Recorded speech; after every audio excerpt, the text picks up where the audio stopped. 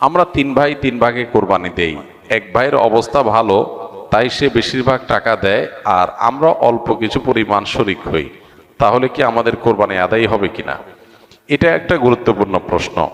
কোরবানি দেওয়ার ক্ষেত্রে বিশেষ করে যখন ভাই ব্রাদাররা মিলে কোরবানি দেন, তখন এরকম পরিস্থিতি তৈরি হয়। একটা গরুর দাম ধরেন 70,000 টাকা, তো এক ভাই তার উপার্জন অনেক কম, সেজন্য সে 5,000 টাকা দিচ্ছে,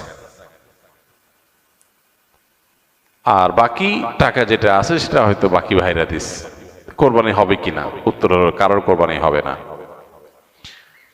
কোরবানিতে যে কোনো একটা পূর্ণ অংশ নিতে হবে। 7 ভাগের একটা পরিপূর্ণ অংশ, 7 ভাগের 1 ভাগ, 7 ভাগের 2 ভাগ, 3 ভাগ, 4 ভাগ, সর্বনিম্ন 1 ভাগ নিতে হবে।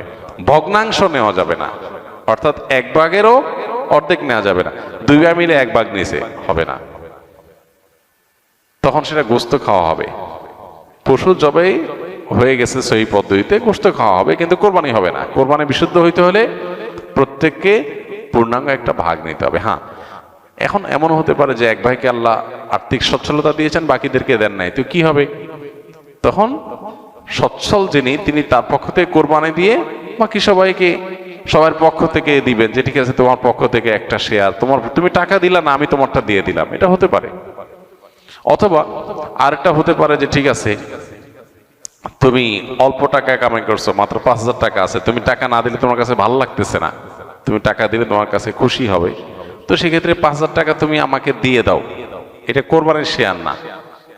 আমি কোরবানিতে এটা লাগাবো, সেটা ভিন্ন বিষয়, বাট তুমি শেয়ার হিসাবে দিলে না। এটা হতে পারে।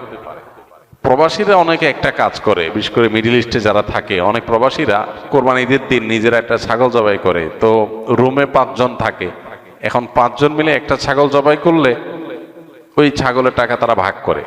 এই যে এক ছাগলে কয়জন শরিক হইতে পারবে, কয়জন কোরবানি দিতে পারবে? একজন। ভগ্নাংশ দেওয়া যাবে না। তাহলে একজন কোরবানি দিলে রুমের যে কোনো একজন কোরবানি দিবে, তো বাকি 4 জন তারা কি বসে বসে খাবে? গোশত তো সবাই খাবে। তো এই জন্য তারা 5 জন মিলে ভাগ করে টাকা দেয়।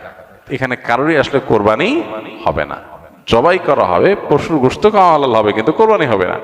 যদি কোরবানি হতে হয় তাহলে এমন করা যেতে পারে, 5 জন মিলে টাকা দিল একজনকে, দিয়া বলল ভাই আপনি মুরব্বী মানুষ, বড় মানুষ, বা আপনি যে কোনো কারণে আমাদের থেকে ভিন্নতর, তো এই টাকাটা আমরা সবাই তুলে আপনাকে দিলাম, কোরবানিটা আপনার তরফ থেকে আপনি দেন।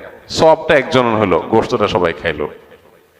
বা এই বছর আপনার তরফ থেকে হলো, পরের বছর আমরা আবার সবাই টাকা পয়সা দিলাম, ভাই আরেকজন হলো, টাকা আপনাকে দিয়ে দিলাম, আপনার তরফ থেকে হোক, কোরবানিটা একজনের হবে।